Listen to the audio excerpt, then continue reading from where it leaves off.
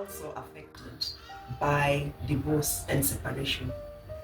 For most of the children, they blame themselves for their parents' breakup. Because sometimes, as a parent, you try to do the much as you can to shield your child from all this hurt and what is going on, or even the reasons of the breakup. And so, because it's hard to explain to the child what happened, the child feels for himself or herself the gaps, and then they end up blaming themselves. That's one of the things that they do.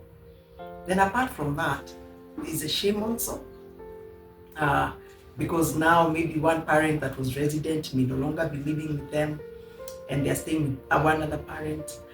So there's shame, there's a guilt that I've already talked about. Some have boys get very angry and very aggressive. Some have behavioral problems. Some of the children start retrogressing, like one that had stopped bedwetting, they start bedwetting. Some have eating problems. Some have health issues. Some will look for coping mechanisms like drug and substance abuses. Yes, even as small children, if they have access. We have also things like impulsive behavioral behavior, impulsive irresponsible behavior, where if a child maybe is triggered and they feel like punching somebody, they are not able to control their emotions. The academic performance will drop in school. Some will withdraw and isolate themselves and not want to be out there with the other children. And these are just some of the problems that the children face, not all, just some.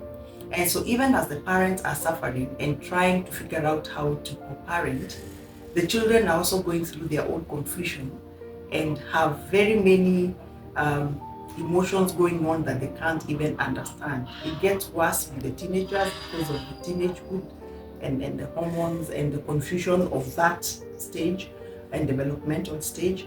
And so even as a co-parent is thinking about co-parenting and dealing with themselves and their issues, it's also important to remember that the children are also going through heartbreak, through a lot of pain that is caused by the separation or the divorce, so that the parent can try sometimes to just set some time aside to talk to the child and try to figure out and understand what the child is going through, because they're also going through grief and loss. Also is really big for them, because they're losing maybe their home that they were used to, they're losing their neighborhood, they're losing their parents for a while, and many other losses and that come in with the loss of the marital relationship of their parents.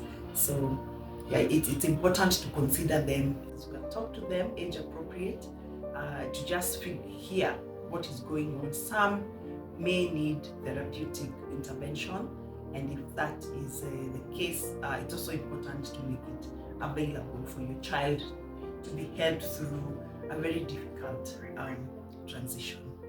Thank you.